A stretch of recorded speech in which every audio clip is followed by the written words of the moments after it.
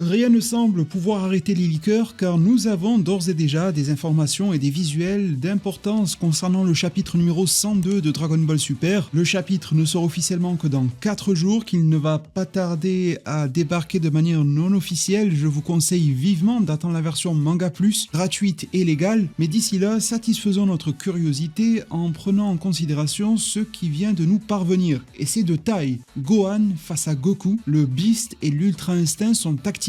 Salut les devins, c'est Saikyo, jetons un petit coup d'œil à ce que ce chapitre numéro 102 nous réserve. C'est évidemment une infime partie de celui-ci, beaucoup reste à découvrir, et quelque part j'ai envie de dire tant mieux. J'ai tendance à apprécier les leaks personnellement lorsqu'ils sont partiels plutôt que complets, mais on compose sagement avec ce que l'on a. On y remarque le regard absolument ahuri de numéro 15 et de Carmine, qui ne comprennent absolument rien à ce qu'il se passe. Ils rencontrent tout d'un coup Goku et Vegeta, qu'ils mentionnaient comme les giga ennemis dans l'arc super-héros, je le rappelle, et ils se retrouvent téléportés dans un lieu qu'ils ne connaissent pas, ne sachant peut-être pas qu'ils sont sur une planète extraterrestre et encore moins d'une divinité dans l'œuvre, et se voient dans la situation de réceptionner la requête de Trunks, leur demandant expressément de filmer ce qui va suivre. Est-ce que cela aura une importance plus tard ? Peut-être filmer un événement, c'est-à-dire laisser des preuves de celui-ci et les partager à quelqu'un d'autre. Si Carmine et numéro 15 s'en sortent, ce qui est probable, ils pourraient les partager à d'autres personnes fortement intéressées par la situation, comme Freezer ou tout autre esprit du mal. Goku déclare que les hostilités démarrent, mais pas entre lui et Gohan. Le combat prend d'abord place entre Saiyaman X1 et X2, Trunks et Goten face à Gohan. Le plat de résistance Goku est pour plus tard. Gohan se transforme en Super Saiyan de niveau 1, tandis que les deux autres jeunes Saiyans restent sous forme de base. Le 2 contre 1 se gère avec une grande facilité pour Gohan, on voit d'ailleurs qu'il ne force absolument pas, et les techniques combinées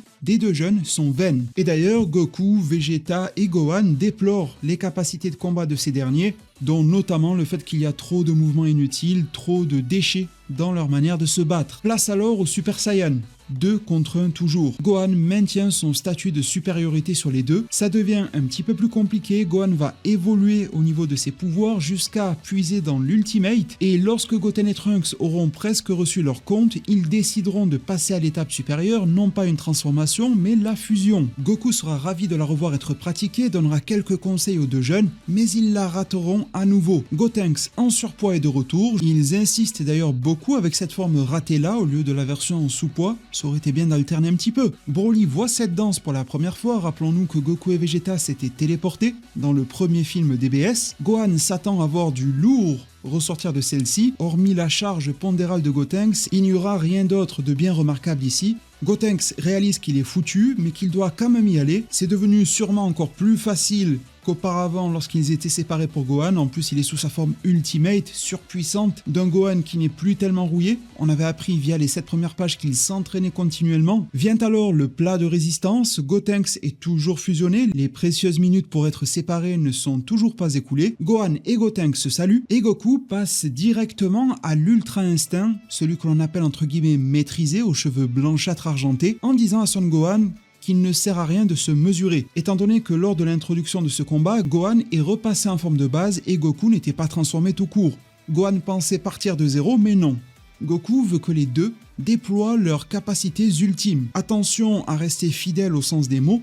Ils ne précisent pas qu'ils vont y aller à fond et tout donner d'un seul coup en mode dépassement des limites comme si leur vie en dépendait, mais qu'ils allaient du premier coup utiliser leur meilleure forme pour conserver à l'esprit qu'au sein même d'une transformation ou d'une forme, peu importe, différents niveaux peuvent être appliqués selon le sérieux qui met le combattant et selon l'enjeu également pour lequel il combat. Gohan est d'accord, il rétorque donc avec sa forme Beast dans un enchaînement de cases assez majestueux. Ça diffère quelque peu de la version du film, même de la réadaptation du film dans le manga il y a de cela quelques chapitres en arrière. Gohan se laisse aller, quelque chose se dégage de lui, un certain flux se manifeste, Goku est interloqué par la situation, sur les yeux de Gohan se lit une forme de perte de contrôle ou du moins de déclic comme lors de la première passation en Beast, et c'est alors que sa puissance dévastatrice se déchaîne. Suite à une sorte de cri de rage, Gohan Beast apparaît, Goku est vraiment étonné et aussi bien Vegeta que son acolyte de toujours sont étonnés par le flux monstrueux de ki que le métis Saiyan est capable de déployer.